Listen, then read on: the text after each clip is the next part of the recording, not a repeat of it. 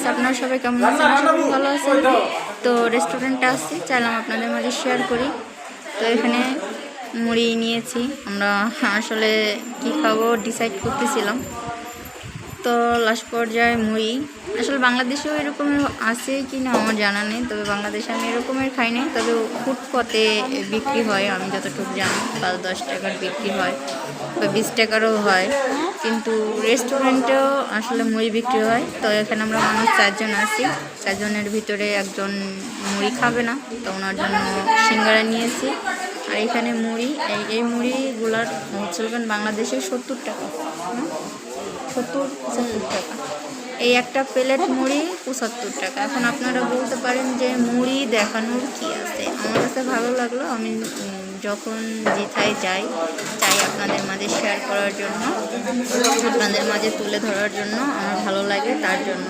কিন্তু এই একটা মুড়ির প্যাকেট যদি 70-75 টাকা প্লেট হয়, এখানে 3টা প্লেট আছে। তো আসলে বিদেশ বলছে কিসের জন্য?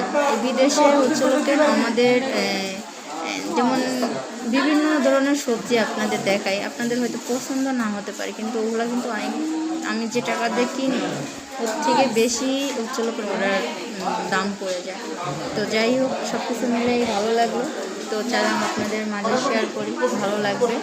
তো এখানে আমরা আমার কিছু রুমে বা যাই হোক সবাই মিলেই এখানে খাওয়ার জন্য, তো সব কিছু মিলেই আসলে ভালো লাগলো।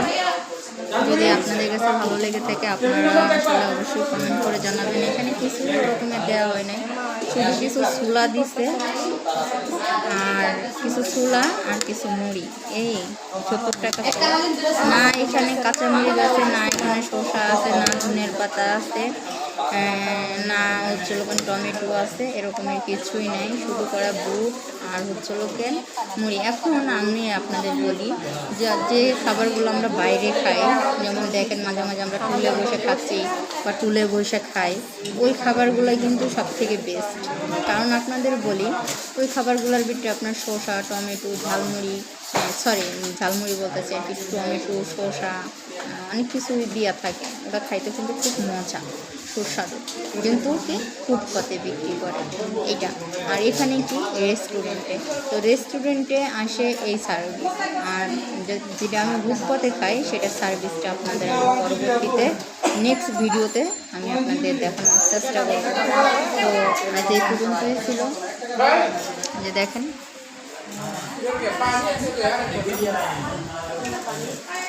তো সব কিছু মিলেই ভালো লাগলো। যদি আপনাদের কাছে ভালো লেগে থাকে অবশ্যই লাইক, কমেন্ট, শেয়ার করবেন, সাবস্ক্রাইব করবেন, বেল আইকনটা বাজায় দিবেন, আমার সঙ্গেই থাকবেন।